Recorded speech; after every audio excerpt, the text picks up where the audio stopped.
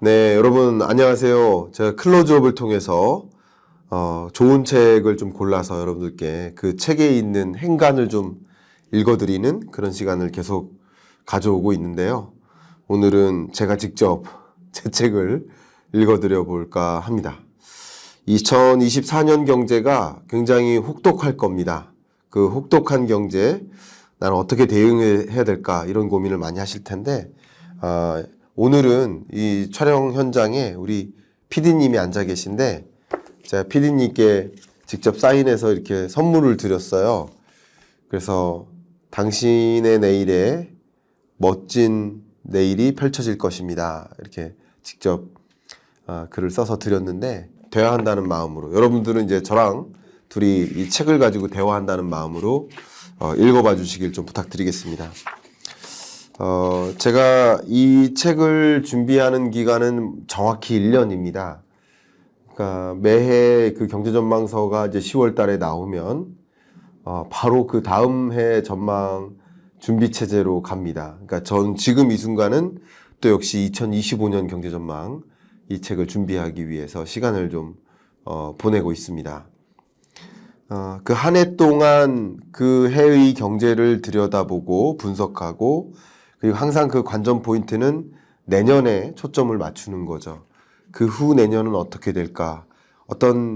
예를 들면 23년 현재 이루어지고 있는 굉장히 중요한 경제 현상들이 있다면 이게 내년에는 어떻게 영향을 전개시킬까? 이런 관전 포인트를 가지고 그 현상을 들여다봅니다.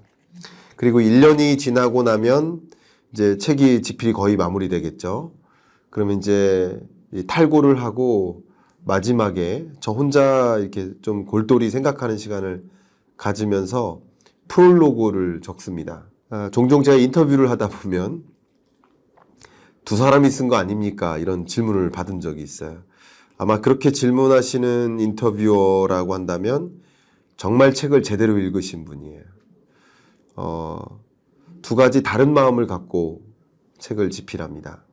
그러니까 바디를 쓸 때는 최대한 냉철하게, 냉정하게, 차가운 머리로 쓴다라고 한다면 프롤로그 부분은 정말 그 마음으로, 가슴으로 좀 쓰려고 노력을 합니다.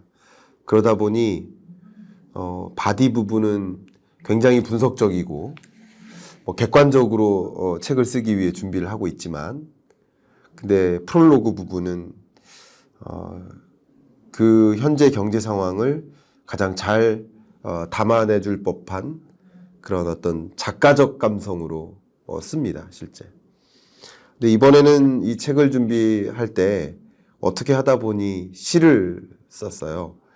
그 프롤로그 첫 번째 시작하는 그 시를 제가 이제 시의 시인이니까 시인의 목소리로 시를 잠깐 읽어드리도록 하겠습니다.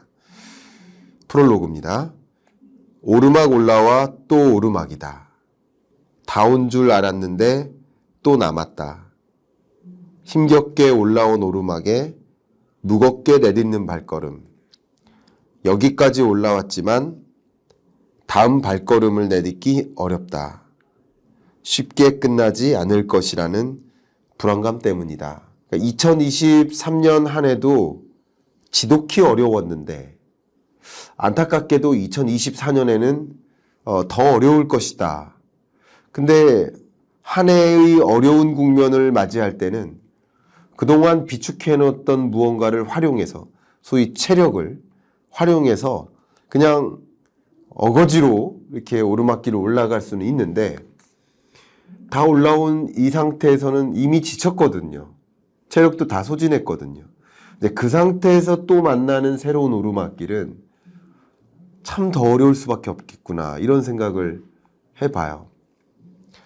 그런 감정으로 이렇게 시로 한번 표현을 해봤습니다. 여기서 시작되는 여러 문장들이 있는데 제가 다 말씀드리기보다 그 중에 몇 개 제가 강조할 만한 문구들을 좀 읽어드리도록 하겠습니다. 내려가도 내려가는 것이 아니요 올라가도 올라가는 것이 아니다. 그러니까 물가 상승률이 떨어지고 있지만 여전히 물건의 가격은 오르고 있는 것이다. 아마 이 물가 상승률과 물가의 개념에 대해서는 여러 차례 설명드렸기 때문에 이해가 가실 겁니다. 물가가 떨어질 리 없다. 물가 상승률이 떨어진 것이다. 근데 물가 상승률이 떨어진다고 해서 물가가 떨어지는 것은 아니고 5%에서 2%로 만약에 떨어진다면 이 물건 가격이 10,000원에서 5% 올라서 1,500원이 됐는데 여기서 또 한 번 2%가 올라가는 흐름이니까 1,700원이 넘는 그런 가격으로 또 올라가는 거죠. 1,500원도 너무 비싸다라고 느끼던 그 국면에서 또 한 번 1,700원으로 올라가 버리니까 너무나 부담되는 거죠. 물가 상승률은 떨어지지만 물가는 오른다. 그래서 올라가도 올라가는 것이 아니다. 내려가도 내려가는 것이 아니다. 이런 표현을 쓴 겁니다. 통장에 찍힌 소득이 늘어도 물가는 더 오르니 살 수 있는 물건의 개수는 줄어든다. 명목 소득이 올라가도 실질 소득은 내려간다. 라고 표현했습니다. 그렇기 때문에 고물가, 고금리, 저성장 체제가 장기화되다 보면 그게 나의 삶을 더 짓누르는 느낌이 된다. 실물 경제적으로는 고물가, 고금리가 장기화되고 또 그러다 보니 저성장이 고착화되다 보니 삶이 팍팍해지는 거죠. 그리고 그런 시대를 저는 뭐라고 했습니까? 뉴 레짐의 시대다 라고 표현한 겁니다. 새로운 체제다. 그러니까 고물가, 고금리, 저성장이 아예 장기화하다 보니까 그게 그렇게 더 힘든 거죠. 그 힘든 국면이라는 거예요. 다만 제가 뉴 레짐의 시대 부분을 또 이따 설명드리겠습니다만 이게 실물 경제적으로 어렵다라고 해서 그게 그대로 자본시장, 자산시장이 어렵다고 해석하진 않아주셨으면 좋겠다. 저는 그동안 커리어 내내 실물 경제를 연구했고 경제 성장률을 전망하는 게 경제 전망이고 그래서 경제 전망할 때 GDP 규모가 얼마나 늘어날까? GDP의 구분인 소비는 얼마나 늘어날까? 수출은 얼마나 늘어날까? 투자는 얼마나 늘어날까? 이런 것들을 보면서 경제가 어떻게 전개될까를 보여드리는 실물 경제, 리얼 이코노미에서 벌어지는 현상을 주로 말씀드리는 거예요. 다만 이 이야기를 듣고 계신 여러분들이 경기가 안 좋대? 라는 말씀을 물론 귀로 들으셨지만 내가 머릿속으로 상상하는 그 경기는 주식 경기예요. 내가 머릿속으로 상상하는 그 경기는 부동산 경기예요. 어떤 분의 경우에는 코인 경기인 거예요. 그러니까 내가 생각하고 있는 경기는 좀 다른 거죠.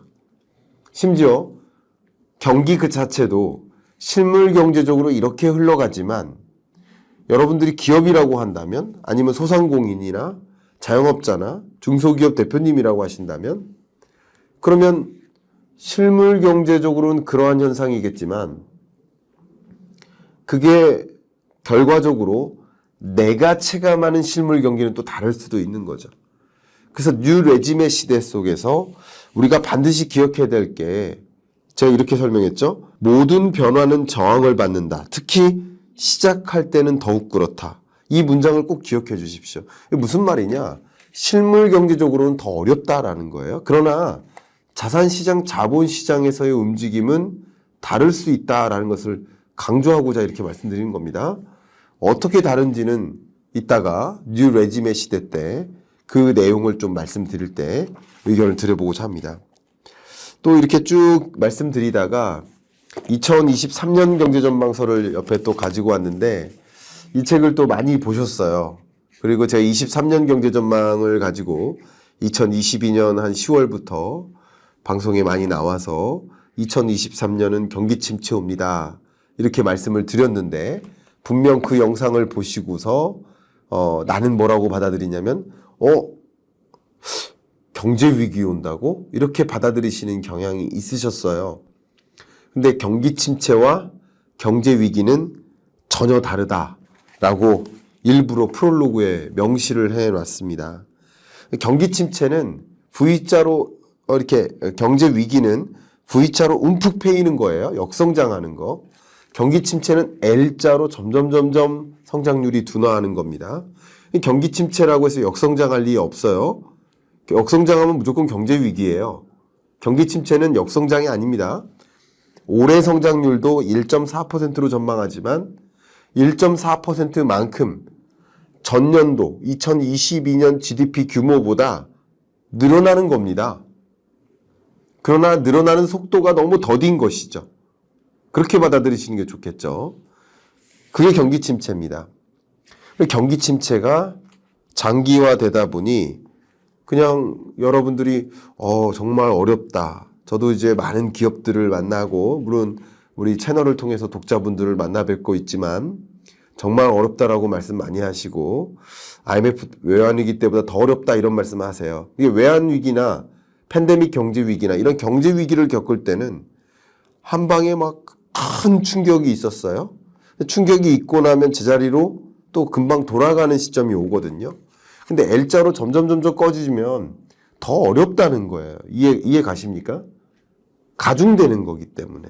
그래서 더 어렵다라고 느끼시는 것도 제가 이해가 갑니다. 제가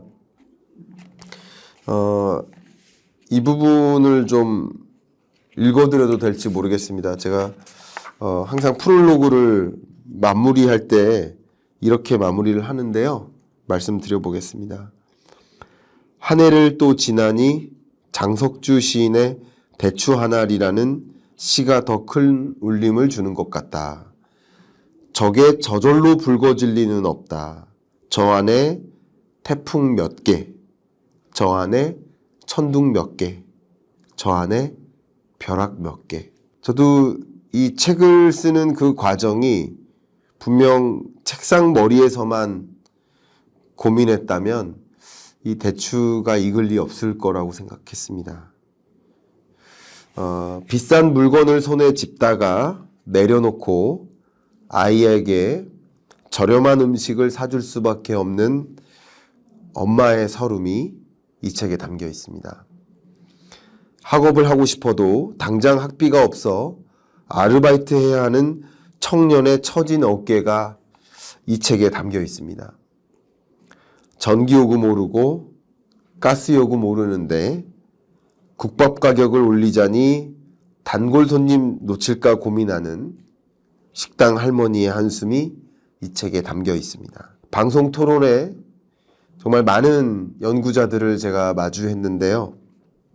정말 날카로운 그런 반론이 저를 한쪽으로 치우치지 않도록 도와주었고 또 경제 읽어주는 남자 유튜브 구독자 여러분들이 많은 질문들을 주셔서 이 거시경제가 개개인의 삶의 경제에 녹아들 수 있도록 묵상할 수 있게 해주셨습니다. 또 기업 강연에서 많은 그 경영자분들을 만났는데 그들의 정말 심도 높은 고심은 그냥 교과서가 아닌 살아있는 조언을 제안하기 위해 고민을 하게 해 주었고 또 정부 자문회의에서 만난 여러 또 정책 의사결정에 대한 고민을 하면서 정책 방향을 함께 논의한 그 각계 전문가들로부터 역시 미처 보지 못했던 중요한 부분을 놓치지 않게 해 주었습니다. 사랑하는 가족들의 배려와 동료 연구자들의 도움이 없었다면 발간될 수 없는 책이었습니다. 수많은 태풍과 천둥과 벼락을 담아서 본서를 발간하고자 한다. 이렇게 프롤로그를 시작했습니다. 자, 이제 여러분들과 이 책에 담겨 있는 이야기를 몇 가지 좀 하나하나 짚어가면서 말씀을 드리려 하는데 통상 이게 매년 10월이면 이렇게 매년 연말이면 발간되니까 전년서를 회고하지 않을 수가 없습니다. 그러니까 23년을 회고한다기보다는 2023년 경제전망서를 회고하고 24년 경제전망을 이 책에 담긴 내용을 또 말씀드리는 게 또 순서가 적절치 않을까 이런 생각에 몇 가지를 제가 말씀드리도록 하겠습니다. 일단 책의 표지에서 제시된 것처럼 이게 방송에서 처음 말씀드렸지만 이 3자에 이게 R자가 들어가 있잖아요. 이게 제 제언입니다. 저랑 책 준비하시는 이 표지 디자이너분들은 굉장히 저한테 피드백을 많이 받으시거든요. 제가 R자를 넣어달라. 리세션이라는 뜻이고요. 24년 경제전망서에 24년 이 4자에 담겨있는 스태그플레이션도 제가 제안해드렸던 그 디자인입니다. 이렇게 했을 때 엣지가 있다라고 저는 생각을 했고요. 2023년 경제전망을 작년에 발간하면서 2023년은 리세션이다, 경기 침체다 라고 말씀드렸는데 지금 우리가 살아가고 있는 지금 경제가 경기 침체 국면입니다. 우리 한국 경제 성장률, 잠재 성장률 기준으로 우리나라는 대략 2% 정도 성장하는 게 맞아요. 다른 외부적 충격이 없다면. 그런데 2023년 1.4%로 경기 침체 맞죠. 잠재 성장률을 한참 밑도는 경제 성장률, 그러니까 경기 침체 전망한 대로 맞고요. 그 다음에 제가 경험해보지 못한 경기 침체가 온다라고 이 문구를 처음 사용했었는데 경기 침체는 경기 침체인데 경험해보지 못한 경기 침체냐, 이 질문에 대해서 답변을 드린다면 우리 한국 경제가 경제 성장률 이 GDP 통계가 추계된 이래로 우리 제대로 정상적인 신뢰할 만한 통계가 구축된 시점을 뭐 쭉 나열한다면 1960년 이 정도로부터 추산을 할 텐데 그 이래로 우리 경제가 역성장을 3번 했어요. 첫 번째가 1980년 오일 쇼크 이후에 우리 한국 경제가 역성장했습니다. 마이너스 1.7% 역성장했고요. 그리고 1997, 8년에 IMF 외환 위기가 왔죠. 그때 우리 경제가 마이너스 5.1% 역성장했습니다. 경제 위기예요. 그리고 2008년 글로벌 금융위기 왔는데 그때 우리 경제는 0.8% 플러스 성장했습니다. 그래도 경제 위기라고 분류를 다 하시죠. 그리고 2020년 팬데믹 경제 위기 때 우리 한국 경제가 마이너스 0.7% 역성장했습니다. 그러니까 4번의 경제 위기가 있었고 그 중에 3번은 역성장한 겁니다. 2008년 글로벌 금융위기 때는 세계 경제의 위기였고 우리 한국 경제의 경우에는 위기와 침체 중간에 있는 그런 국면이라고 볼 수 있겠죠. 어쨌든 위기죠.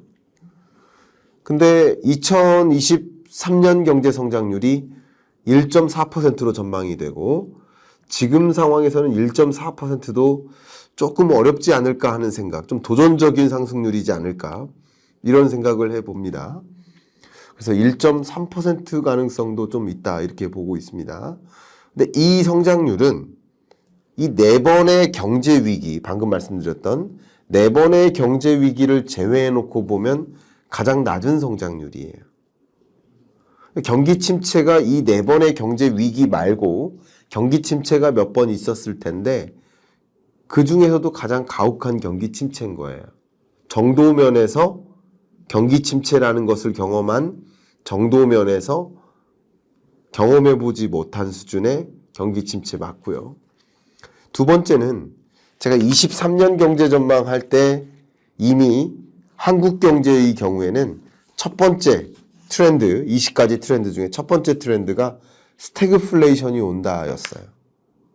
한국 경제는 23년에 스태그플레이션이 온다라고 한 거예요. 왜냐하면 경기 침체 속에서 고물가를 동반하면 그게 스태그플레이션이거든요. 그래서 스태그플레이션 실제 한국 경제는 온 거고요. 근데 24년 전망은 왜 스태그플레이션을 주제로 끌었느냐? 이것은 세계 경제의 스태그플레이션을 말씀드린 겁니다. 그렇게 이해가 되셨길 바라고요. 그러니까 책을 읽어보신 분은 충분히 이해하셨겠지만 혹여나 이제 못 보신 분들께도 말씀드려야 되니까. 그 다음 뭐 잡히지 않는 인플레이션, 멈출 줄 모르는 금리 인상. 뭐 제가 얼마나 더 설명을 드려야 될지 모르겠습니다만 추가적으로 주요한 제가 23년 경제 전망을 할 때 말씀드렸던 것 중에 내핍의 시대가 온다. 23년은 내핍점이라고 했었죠. 이 내핍은 인내할래, 궁핍할 핍. 그러니까 궁핍함을 이겨내야 하는 시대.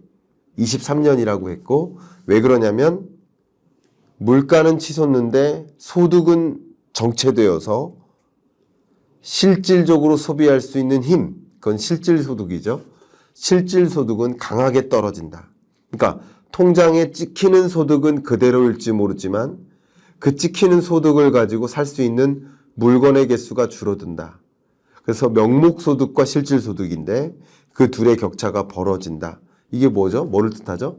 모두가 가난해진다. 가계가 가난해진다라는 걸 뜻했고, 제가 모두가 가난해진다라는 표현을 쓴 이유는 모든 5천만 국민이 가난해진다는 뜻이 아니라 평균적으로 우리 가계의 삶이 가난해진다는 뜻이고, 가계뿐만 아니라 기업도 가난해지고 정부도 가난해진다. 가계, 기업, 정부 3대 경제 주체가 모두 가난해진다라는 것을 뜻했죠. 가계가 힘들어지니까 소비할 여력이 없으니 기업이 소매 판매가 이루어지겠습니까? 매출이 안 이루어지죠. 기업도 어려워요. 하물며 이것저것 다 오르니까 인건비 오르고 뭐 각종 비용은 다 오르고 매출은 잘 안 일어나니까 힘들어요. 기업도 힘듭니다. 물론 세계 주요국마다 다 똑같은 현상일 테니까 수출도 당연히 잘 풀려나갈 수가 없겠죠. 수출도 힘들어요. 그럼 내수도 힘들고 수출도 힘드니까 기업은 힘든 거예요. 근데 가계와 기업의 경제활동의 과정에서 이 세금이 거치는 것인데, 그죠? 소득을 영유할 때 소득세를 내고 소비 지출할 때 또 소비세, 부가가치세를 내잖아요. 법인이 경영활동할 때 법인세를 내잖아요. 근데 이렇게 경제활동이 수축되어 가는 국면이니까 법인세가 잘 갇힐까요? 아니면 소득세가 잘 걷힐까? 아니죠. 그러니까 정부도 가난해진 거죠. 세수가 별로인데 세출을 적극적으로 늘릴 수 있을까요? 그러니까 24년 예산안에 계획한 세출 계획 자체가 정말 가장 그 긴축적인 재정을 편성하지 않았습니까? 그죠? 그런 것들. 그게 저는 내핍의 시대라고 설명했고, 그래서 23년을 내핍점이라고 쓴 겁니다. 2050년 전망까지 매년 경제전망서를 발간할 것이기 때문에 그 해를 점으로 표현하고 있고 23년은 내핍점이라고 썼던 겁니다. 답변이 되셨길 바라고, 그 밖에 23년 전망할 때 제가 전망으로서 제시했었던 것 중에 가장 대표적인 게 금리죠. 금리 중요하다고 그랬고 23년 연내는 기준금리 인하가 없다라고 말씀드렸고, 없는 이유는 이 물가를 잡기 위해서 금리 인상을 단행했는데 물가가 안 잡혔는데 금리 인하를 혼자 할까요? 그럴 리 없다, 이 말씀 드렸죠. 그래서 그럴 리 없는 상황이 이제 23년 한 해를 거의 마감하는 이 지점에는 금리 인하 정말 없겠구나라는 것을 더 공감하실 것 같고요. 지금 이 수준에서 24년 금리 전망을 해드린다면 금리 인하 24년에도 쉽지 않겠구나. 중동전쟁이라는 불확실성이 등장해서 그래서 고금리가 그냥 장기화되겠구나. 이런 생각을 좀 해봐요. 이따 금리 편에서 더 구체적으로 말씀드리겠습니다. 그리고 아마도 이 페이지는 여러분이 이제 부동산 관련해서 질문을 많이 주셔서 그래도 부동산 시장에 대한 제 제언 이 부분은 꼭 읽어봐 드리는 게 좋을 것 같은데 읽어봐 드리도록 하겠습니다. 혹시 23년 전망서를 갖고 계신 분은 313페이지를 열어봐 주십시오. 23년 전망에서 이 부동산 시장을 어떻게 전망했는지 보겠습니다. 2023년 하반기까지 주택가격이 조정되는 국면이기 때문에 내 집 마련과 투자 관점의 매수 시점을 신중히 진단할 필요가 있겠다.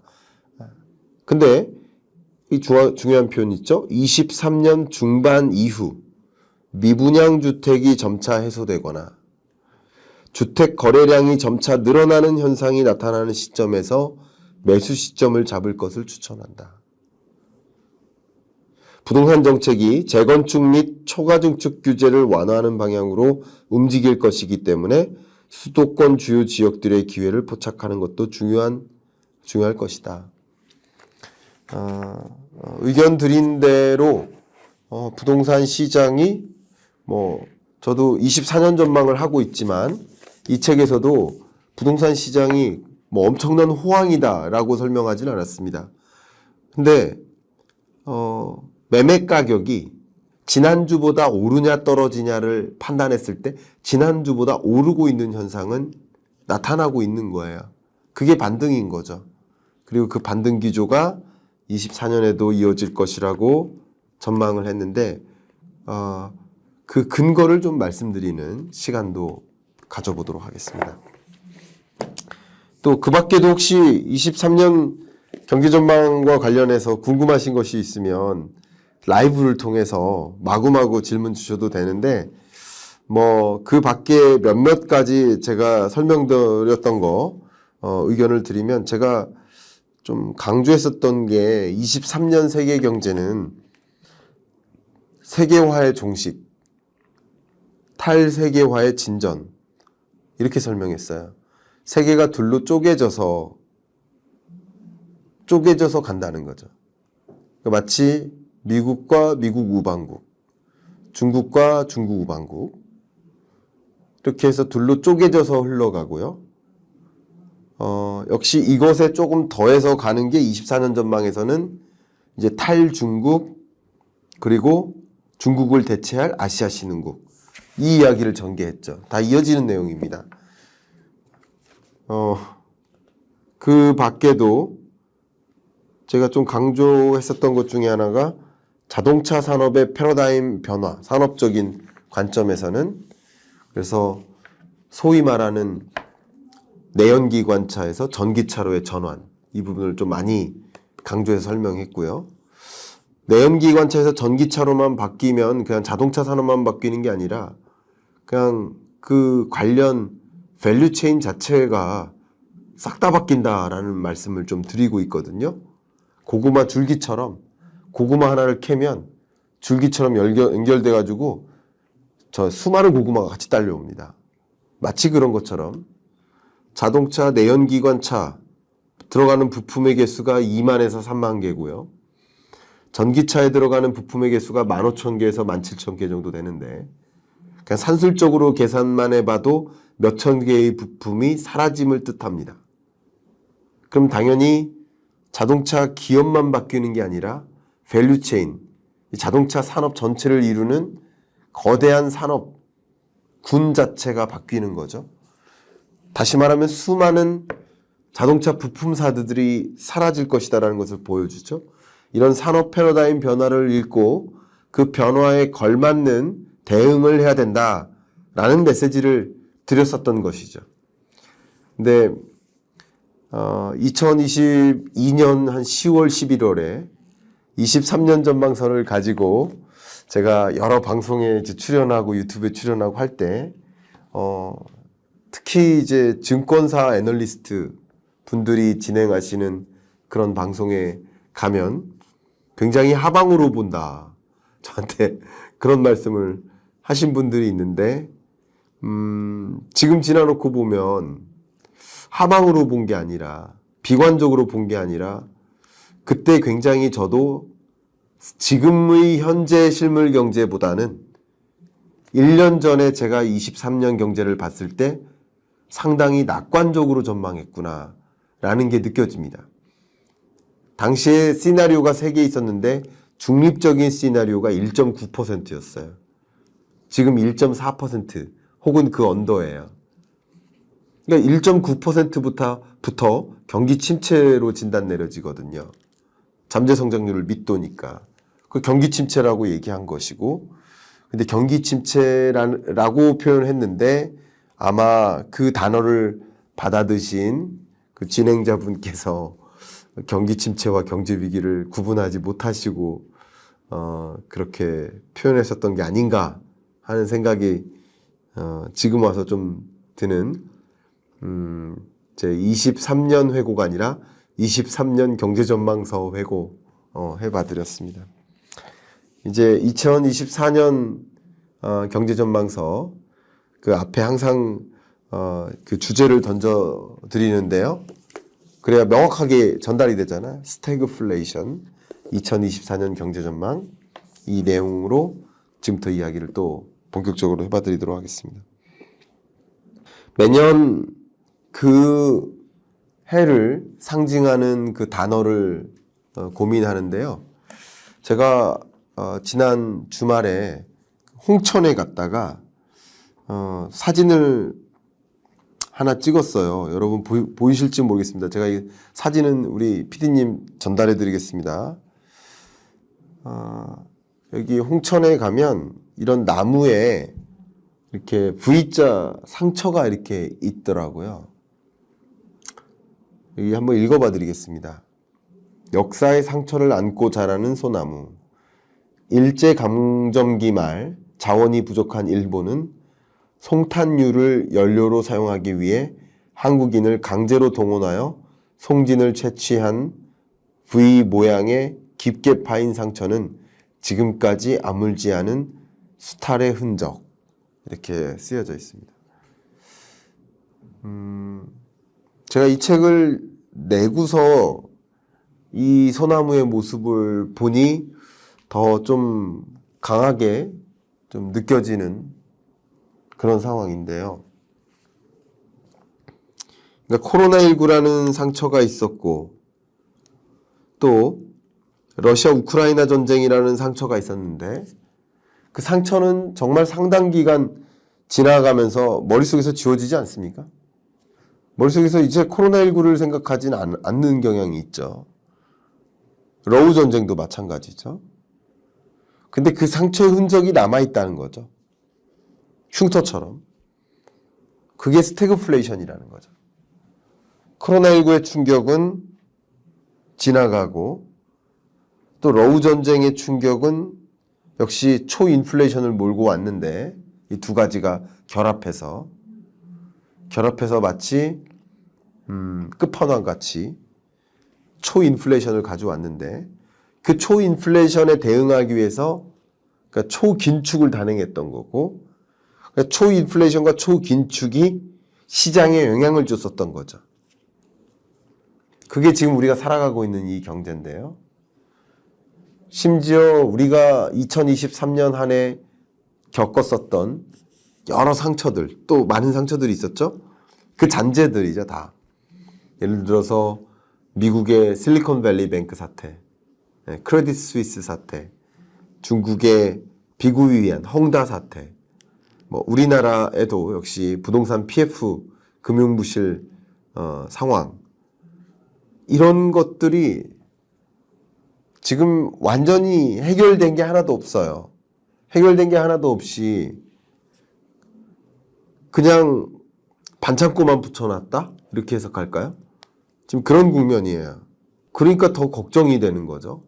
언제라도 터질 때가 되면 터질 수 있는 그런 24년 좀 굉장히 가슴 졸이는 그런 시점. 물론 저는 그게 경제 위기라고 생각하진 않습니다. 경제 위기가 올 거라고까지는 받아들이지 않아요. 그리고 경제 위기가 그렇게 매년 찾아오는 게 아닙니다. 제가 얼마 전에도 9월 초에 9월 위기설 오지 않는다. 9월 위기설 안 온다. 말씀드렸었던 게 기억이 나고요. 새마을금고 사태 터졌을 때 새마을금고 사태가 그 부실 상황은 제가 이미부터 진단하고 있었지만 그것 때문에 굳이 돈을 출금할 필요는 없으시다. 돈을 출금할 만한 그런 새마을금고의 사태는 아니다. 라고 말씀을 드렸었던 기억이 너무 많이 나요. 그때 좀 많은 분들이 좀 안 좋아하셨어요. 마치 새마을금고 터지길 바라는 듯한 댓글들이 너무 많았었어요. 근데 우리가 사태를 명확하게 들여다보면 굳이 제가 이런 말씀도 드릴까요? 새마을금고의 경쟁사들이 있어요. 제가 어디라고 말씀드리지 않겠습니다만, 그러면 그 경쟁사들이 있는데, 새마을금고가 오히려 그 뱅크런 때문에 돈을 많이 번 거 아세요? 일시적인 뱅크런이 있었거든요. 근데 뱅크런이 있을 때 그 약정 이자를 지급하지 않아도 돼요. 그럼 예를 들어서 1년 만기까지 갖고 있었을 때 그 이자를 제공해야 됐는데 이자를 제공하지 않아도 되는 상황이 됐기 때문에 오히려 상당히 많은 그 영업이익이 발생했고, 그리고 그렇기 때문에 또 공격적으로 높은 이자율을 제공하면서 또 가입할 수 있도록, 적금 상품이라든가 상품에 가입할 수 있도록 또 유인할 수 있는 계기가 되기도 했어요. 근데 그건 새마을금고 입장이고요. 여러분 입장에서는 그만큼 뱅크런 때문에 피해를 본 거잖아요. 끝까지 갖고 있었으면 당연히 돈을 지킬 수 있기 때문에 제가 새마을금고 사태가 이게 부실 사태인 것이지, 이렇게 쓰러지는, 돈을 여러분이 못 돌려받는 그런 상황 아니고, 여러분이 뱅크런을 단행함에 따라서 그것으로 인해 쓰러지면 쓰러졌지, 지금 뱅크런을 발생시킬 만한 그런 여건은 아니라고 말씀드렸었던 게 또 기억이 나네요. 자꾸 회고를 하게 되네요. 그래서 2024년 경제를 좀 적극적으로 말씀드리겠습니다. 그런 여러 가지 일련의 사태들의 흔적들이 2024년까지도 남아 있습니다. 네. 새마을금고는 그래서 오히려 돈을 많이 벌었고요. 그리고 경쟁사들은 반대로 돈을 못 벌었죠. 왜냐하면 또 이렇게 공격적으로 높은 이자율을 제시하면서 가입을 또 추천하고 하니까 또 많은 금융 고객들이 또 발생했거든요. 그런 것 같습니다. 결론 굉장히 아이러니하죠.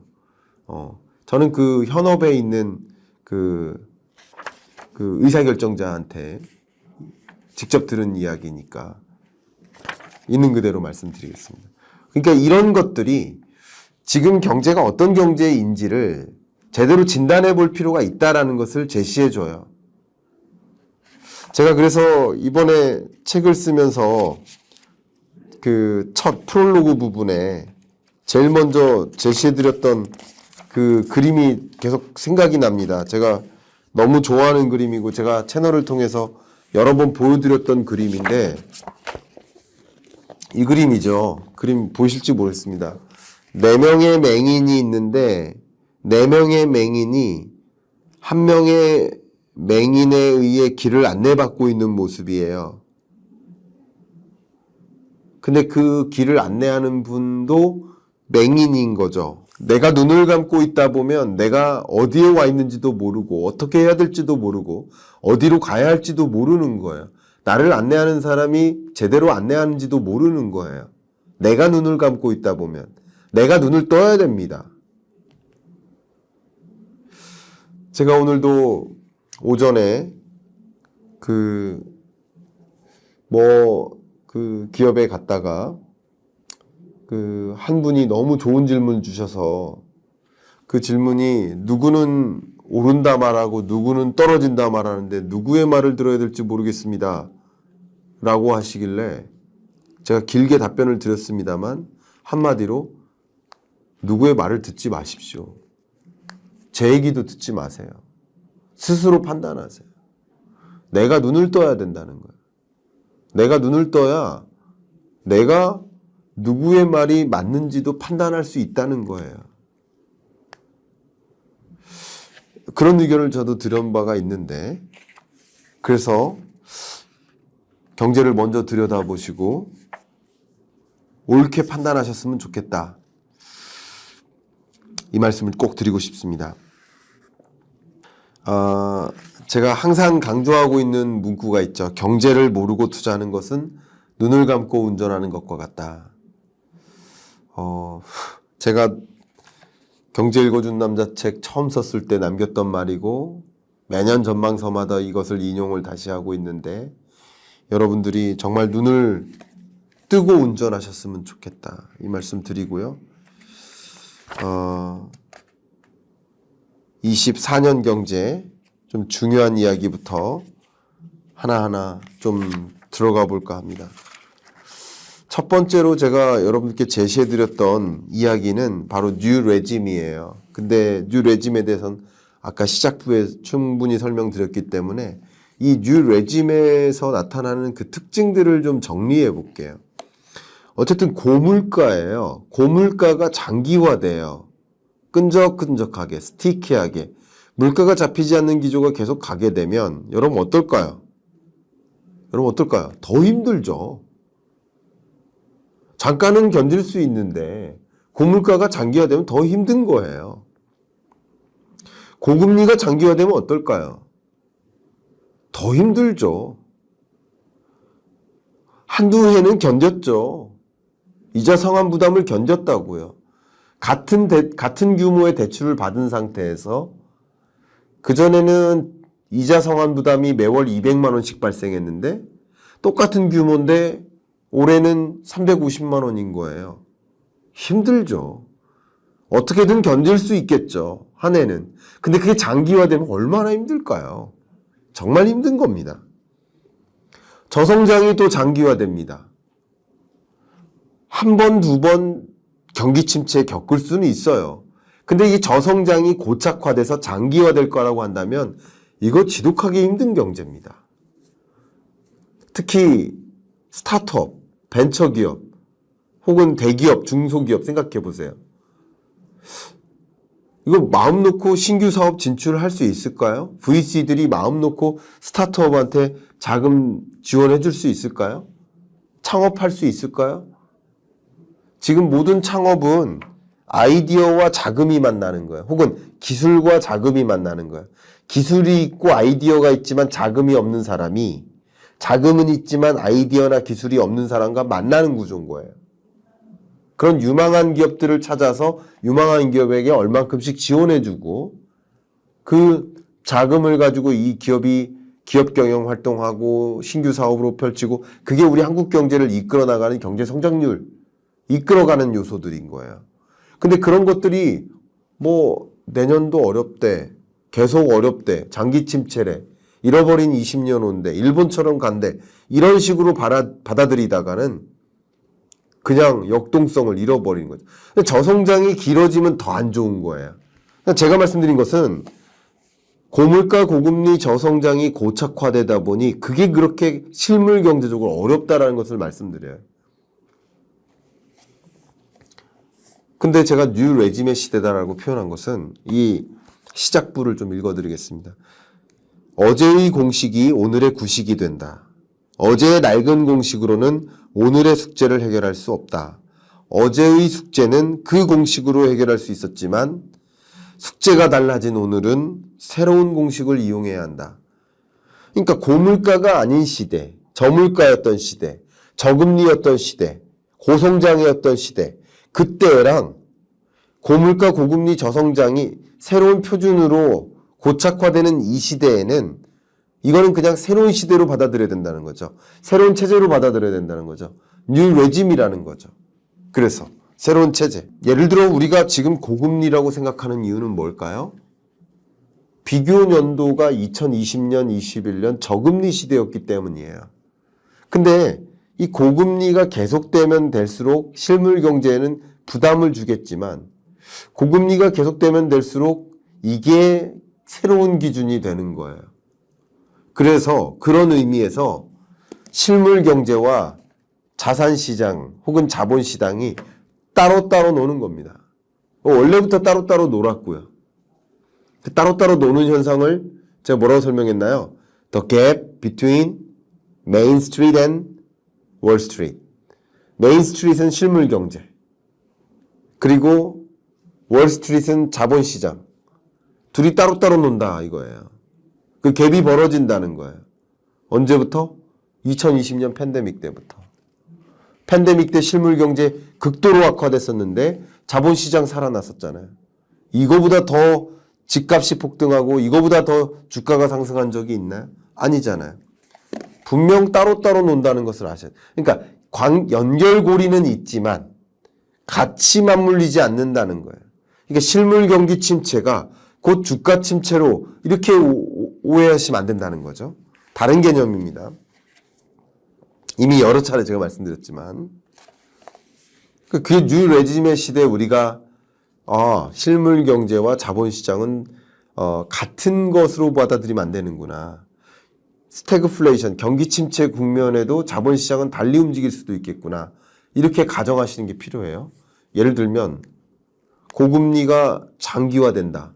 추가적인 금리 인상이 없이 고금리가 이렇게 계속 장기화된다라고 가정하면 추가적인 금리 인상이 없다는 것 자체가 자본시장 관점에서는 이제 악재가 없네? 공포감이 사라지는 거예요. 처음 제로금리에서 0.5%에서 1.0%, 1.5% 이때는 어땠어요? 엄청난 공포감을 가졌죠. 2022년. 그때 주가가 엄청나게 무너졌었죠. 그러니까 공포감인 거예요. 공포감. 자본시장은 가만히 생각해 보시면 금리의 레벨이 중요한 게 아니라는 거예요. 자, 실물 경제는 금리의 레벨이 중요한 거예요. 물가의 레벨이 중요한 거예요. 근데 이 실물 경제가 아닌 자본시장에서는 금리 인상에 따른 공포감, 높은 물가를 만나는 공포감이 그 자본시장에 부정적인 영향을 주는 거죠. 근데 반대로 이제 추가적인 금리 인상이 없다라는 게 뭐예요? 추가적인 금리 인상이 없다?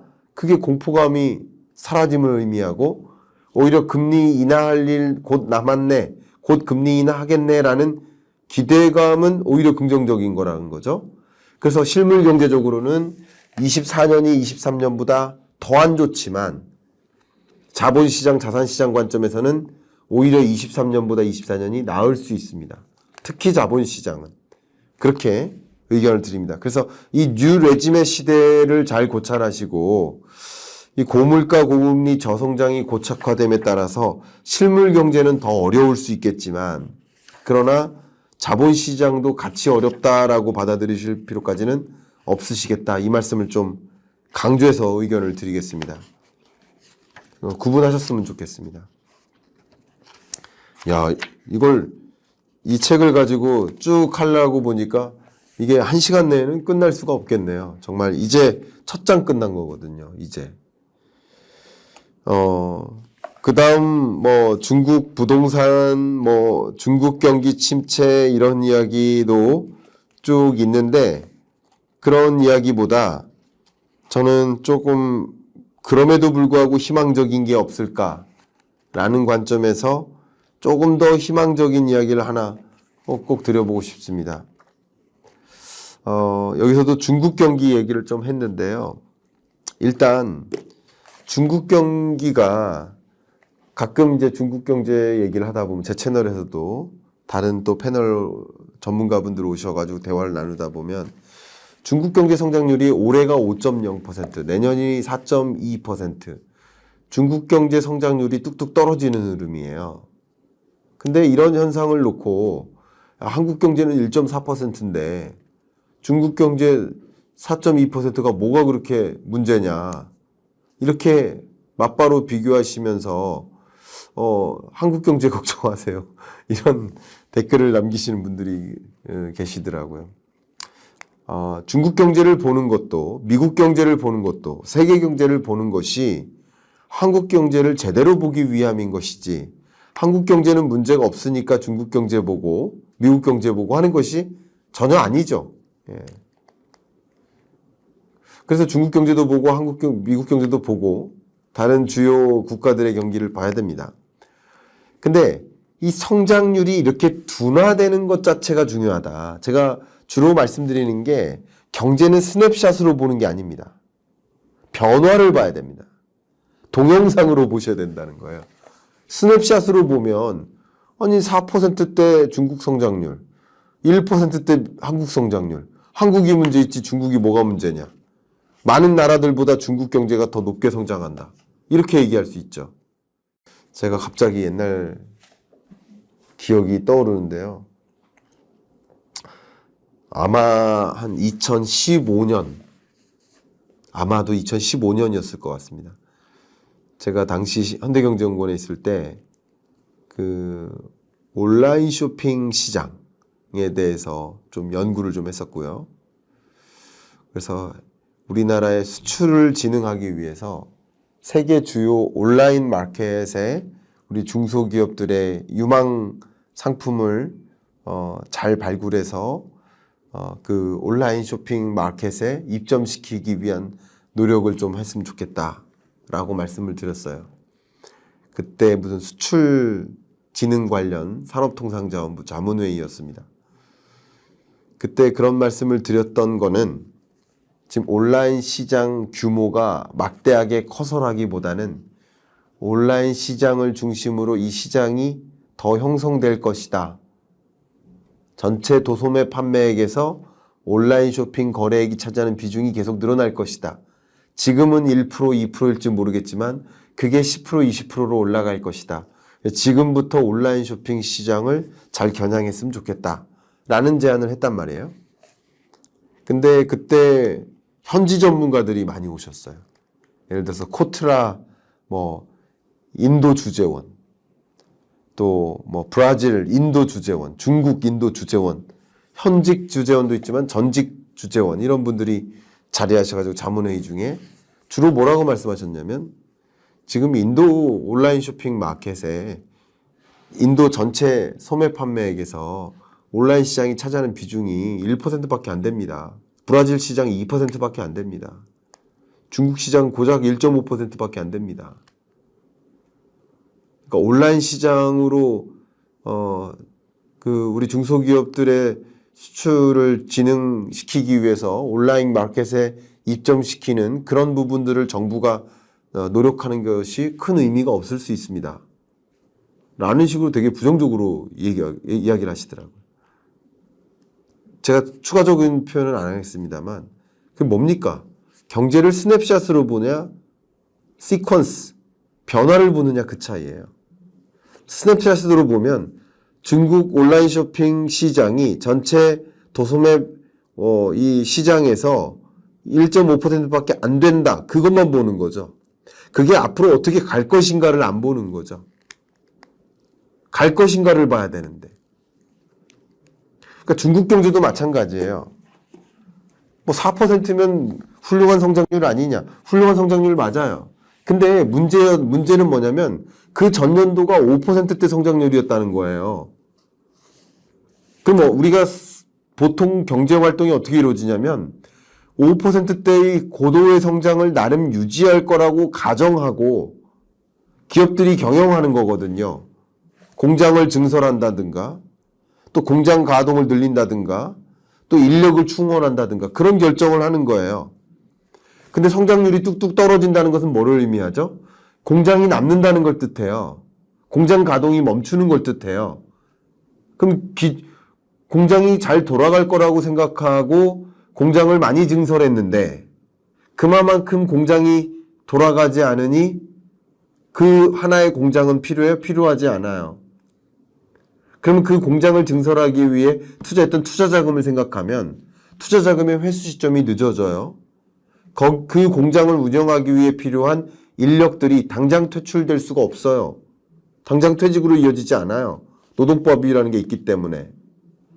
그 당장 퇴직시키기 위해서는 기업 입장에서 또 많은 비용이 들어요. 희망퇴직을 받는다거나. 그러니까 예전과 같은 그 성장률을 유지하지 못했을 때 발생하는 이런 효과를 봐야 된다는 거죠. 중국 경제가 쓰러질 것이다 라고 말씀드리는 게 아니라 예전과 같은 고성장을 못한다는 관점에서 중국 경제를 보셔야 된다는 거죠. 하물며 여기서 중국 경제가 마주한 굉장히 중요한 현안이 뭐예요?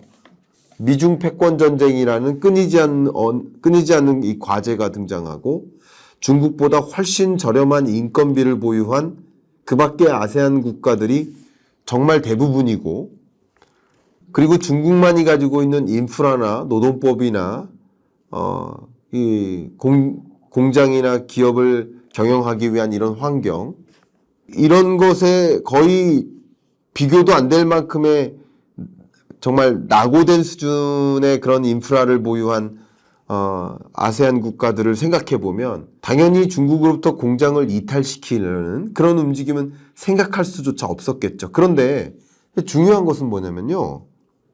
이들 국가도 가만히 있지 않는다는 거예요. 스냅샷으로 보면 그래요.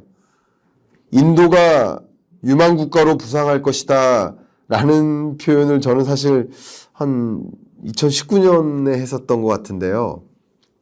책을 제가 봐야 됩니다. 19년인지 20년인지 전망서 중에. 근데 그때부터 했었는데요. 그때 보통 그것을 공감하지 않는 분들이 뭐라고 표현하시죠? 주로 인도의 인프라 봤냐. 인도에서는 기업 경영이 불가능하다. 전력도 안 깔려 있다. 물류 인프라도 부족하다. 그러니까 경제는 스냅샷으로 보면 인도 경제가 미래에 유망할 거라고 생각할 수가 없는 입장이 되죠. 근데 한번 생각해 보시면 인도도 가만히 있지 않는다는 거예요. 인도의 가장 중요한 그 나라의 경제 정책 방향, 그게 산업 전략, 그게 뭡니까? 그게 바로 메이크 인 인디아예요. 인도네시아는요? 메이킹 인도네시아 4.0이에요. 그러니까 2023년 지금 인도의 인구가 중국의 인구를 추월했고요. 올해가 딱 그 인구를 추월하는 시점이에요. 중국 인구는 줄고 인도 인구는 계속 늘고 있어요. 그럼 세계 1위 인구 국가가 인도고 2위가 중국이고 3위가 미국이죠. 근데 4위가 또 인도네시아예요. 인도네시아는 심지어 인구가 또 계속 늘고 있어요. 그리고 이들 국가가 인도와 인도네시아가 중국을 대체할 아시아 신흥국으로서 자리를 매김하기 위해서 산업 전략을 그렇게 제조하기 프렌들리한 기업 경영하기 좋은 나라를 만들기 위해서 그 부분에 주된 목표의식을 가지고 정책 전략을 꾀하고 있단 말이에요. 기업 경영하기 좋게 또 공장 운영하기 좋게 전력 인프라 제공하고 또 물류 인프라 제공하고 노동법 개선하고 그러니까 그런 움직임을 본다면 여러분들이 조금 더 이 변화를 관찰하시는 데 도움이 되지 않을까 저는 생각을 하는데요. 그런 관점에서 중국의 경우에는 어쨌든 예전과 같은 그런 고성장 국면은 이제 어렵고 중성장화 되고 있는 것이고 그리고 그것을 그 중국을 대체할 중국이 세계의 공장이라는 타이틀을 갖고 있는 그것을 대체할 아시아 신흥국들이 부상하고 있고 저는 그 아시아 신흥국을 알타시아라고 설명했죠. 얼터너티브 에이시아, 중국을 대체할 아시아 신흥국들 가장 대표적으로 인도, 인도네시아, 더 필리핀스, 캄보디아, 베트남 이런 나라들의 성장세는 상당히 높은 수준을 유지하는 것을 확인할 수 있어요. 반사이익인 거죠. 공장이 사라지는 게 아니라 중국의 공장을 두고 이들 국가의 공장을 증설해요. 실제 해외 직접 투자 유입액이 중국의 경우엔 줄고 있고 이들 국가에는 늘어나고 있어요. 그런 국면이라는 걸 좀 강조하고 싶네요. 그러니까 저도 이제 투자 관점이나 우리 기업들의 신시장 진출이라는 이런 여러 가지 관점에서도 알타시아라는 키워드를 좀 주목하셨으면 좋겠다 라는 의견을 꼭 드리고 싶고요. 마지막으로 제가 꼭 드리고 싶은 정말 드릴 이야기는 많이 있지만 이런 국면에서 우리나라는 무엇을 해야 될까라는 거예요. 우리나라는 무엇을 해야 될까? 그러니까 우리나라는 그러면 새로운 파트너십의 체결이 필요한 시점인 거죠. 그러니까 중국이 아닌 다른 아시아 신흥국과의 새로운 파트너십을 충분히 확보해 나가는 국면이라고 그런 세계 경제적으로 봤을 때 그런 국면인 거 맞습니까? 이 와중에 중국은 반간첩법을 도입해서 글로벌 기업들의 임직원들을 구속시키고 체포하고 가뜩이나 이제 중국을 이탈해서 공장을 이쪽으로 지어야겠네 이런 종류의 고민을 하던 그런 기업들이 이참에 나가야겠다라는 생각을 하게 만드는 거죠. 더군다나 우리 요소수 사태 있었죠. 중국의 97.7% 요소를 의존하던 체제에서 중국이 요소 공급을 차단하니까 한번 휘청인 적이 있었죠.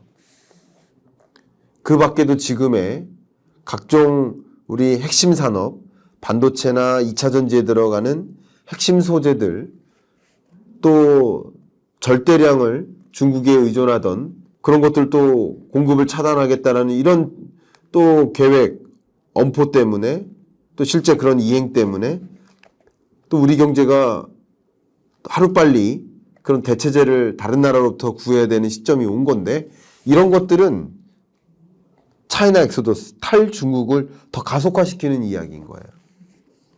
탈중국을 더 앞당겨 놓는 거예요. 그 중국을 대체할 다른 생산기지, 다른 공급망을 찾아 나가야 되게 만드는 기업은 그걸 그대로 받아들일 수는 없잖아요. 그런 국면이라는 거예요. 그러니까 우리가 가져가야 될 게 뭘까요? 그러니까 우리는 분명 자원과 노동력이 필요할 거예요. 그 파트너십을 체결해야 되는 이유는 그 자원, 그 나라에 있는 자원과 그 나라에 있는 노동력을 활용하기 위함인 거예요. 그럼 그 나라들은 왜 우리나라와 파트너십을 체결하려 할까요? 기술 아닐까요? 기술밖에 없어요.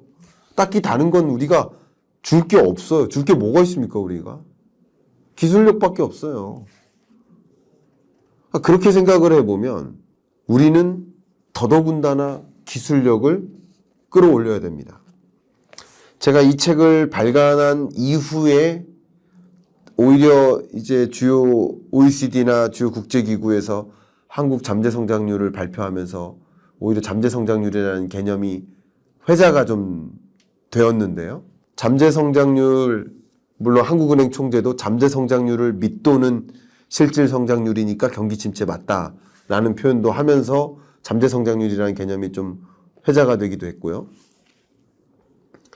우리 한국 경제 잠재 성장률 전망치를 제시를 했는데 주요국 중에서 우리나라만 뚝뚝 떨어지고 있는 모습. 그 잠재 성장률이 떨어지는 이유는 뭘까요? 잠재 성장률이 예를 들어서 제가 2%라고 그냥 할게요. 2%의 잠재 성장률이 있다. 그럼 2% 중에 세 가지 부문별 기여도가 있어요. 이해 가세요? 블록을 3개 쌌다고 생각해 보세요. 블록을. 예를 들어서 이런 블록, 이런 블록, 이런 블록. 해서 이 높이가 2%라고 해볼게요. 2. 그러면 예를 들면 하나가 6, 하나가 6. 그러면 하나가 8. 맞습니까? 그러면 2가 되잖아. 6, 6, 8. 그러면 하나가 뭐예요? 이게 노동 투입이에요. 그 다음 하나가 뭐예요? 자본 투입이에요. 마지막에 하나가 생산성이에요. 이거 좀 어려운 표현으로 총요소 생산성이라고 합니다. 생산성이라고 그냥 받아들이셔도 좋습니다. 이걸 합해서 2%가 되는 거예요. 잠재 성장률을 쉽게 말씀드리면. 근데 이 잠재 성장률을 구성하는 노동 투입이 늘어날 리 있나요? 늘어나기가 쉽지 않겠죠. 지금의 인구 추계도 2025년이 되면 초고령 사회에 진입하는데 그 초고령 사회에 진입하는 인구 전망이 있죠. 통계청의 인구 추계. 그것도 지난해의 출산율을 전제로 깔고 전망한 거예요. 근데 지난해보다도 출산율이 또 낮아졌잖아요. 그러니까 인구 감소가 이렇게 지속되고 특히 생산 연령 인구는 더 빠르게 감소하죠. 전체 인구는 더디게 감소하는데 생산 연령 인구가 빠르게 감소한다는 얘기는 고령층이 많아진다는 뜻인 거죠. 그런 경제 속에서 생산 연령 인구 하나당 부양해야 될 부양 부담, 노인 부양 부담은 더 가중되는 구조. 노동 투입이라는 면에서 잠재 성장률을 끌어올릴 수가 없어요. 그럼 잠재 성장률 더 하락하는 것을 받아들여야만 하는 시대인 거예요.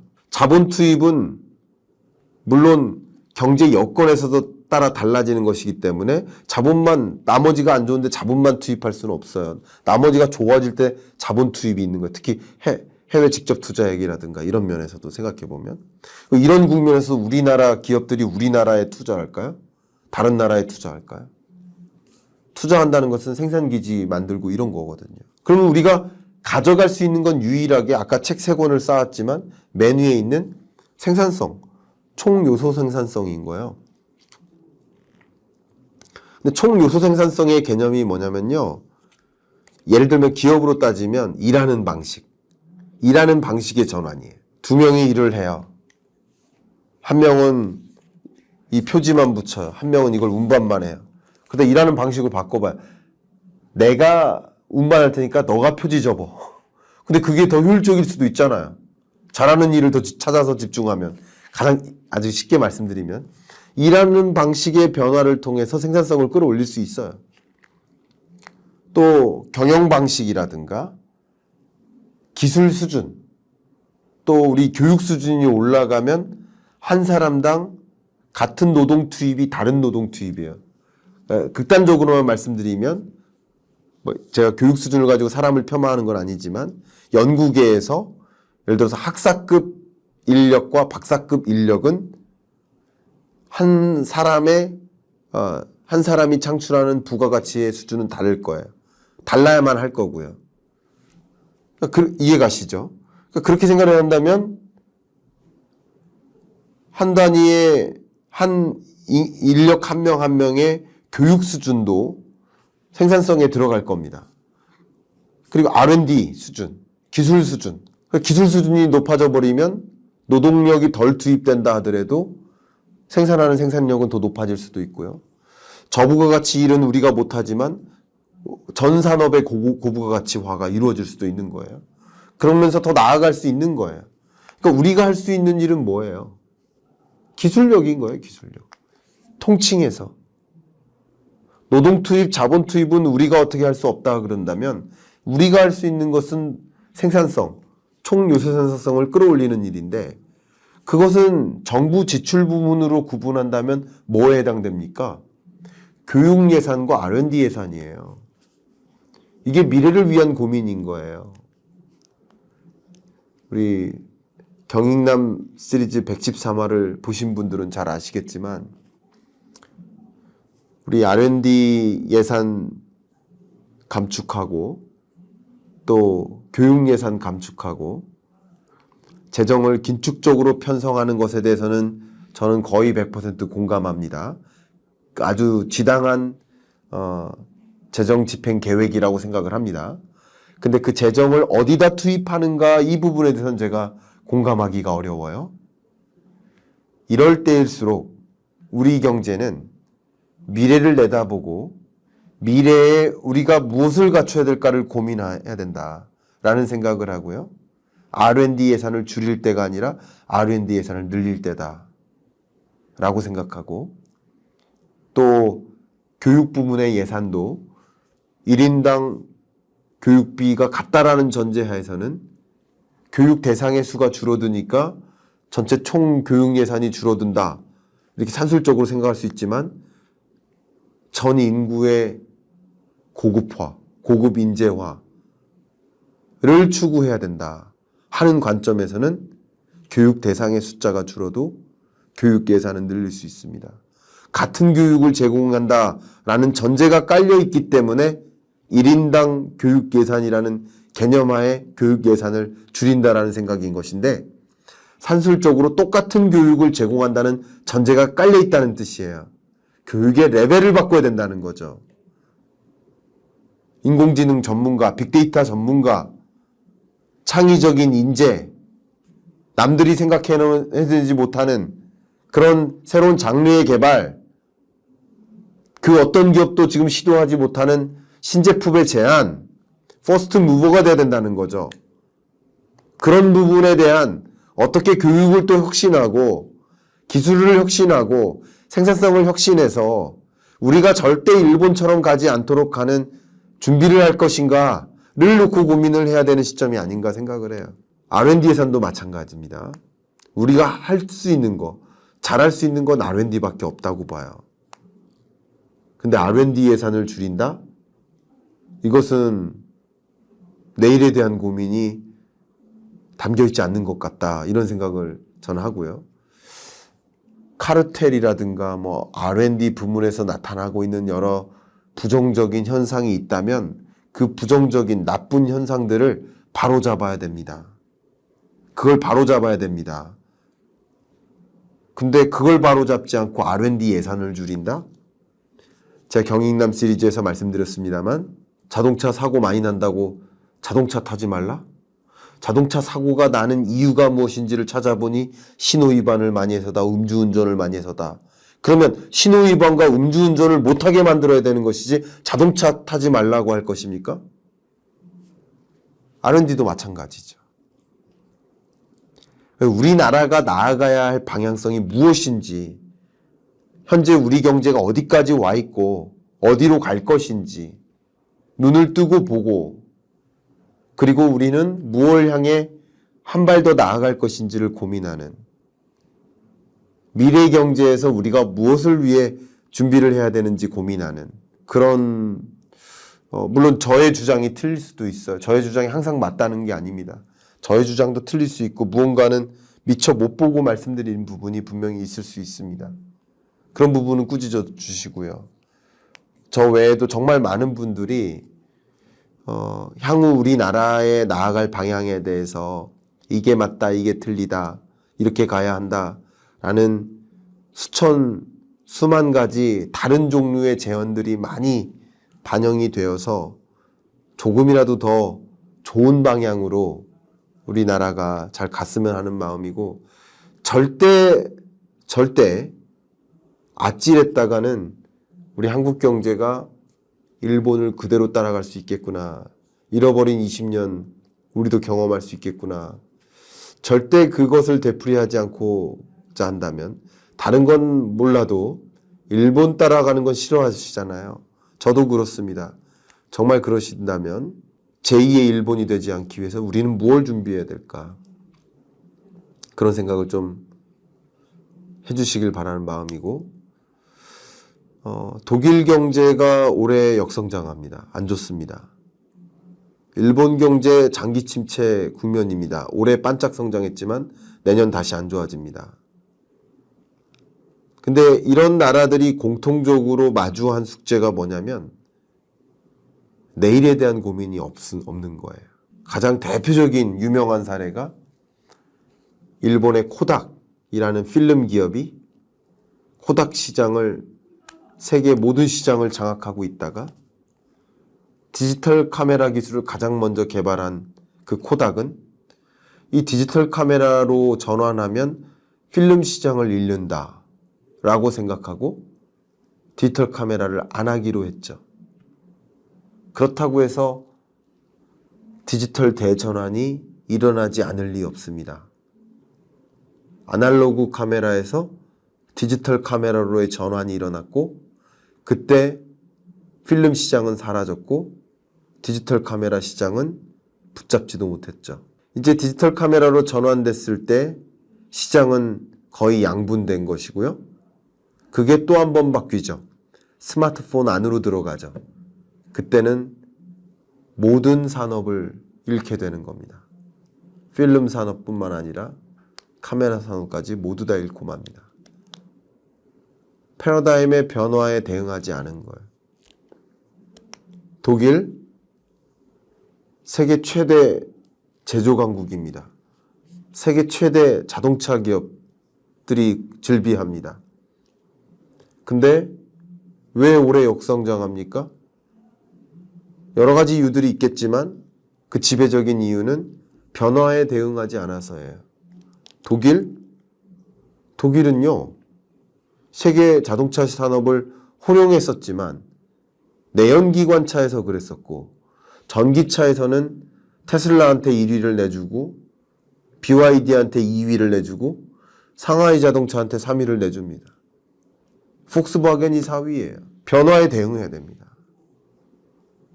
근데 제가 앞서 말씀드렸던 것처럼 자동차 산업이 변화하는 게 다가 아니라 그 자동차 산업의 변화 과정에서 정말 수천여 자동차 부품사들이 사라지는 현상을 생각해 본다면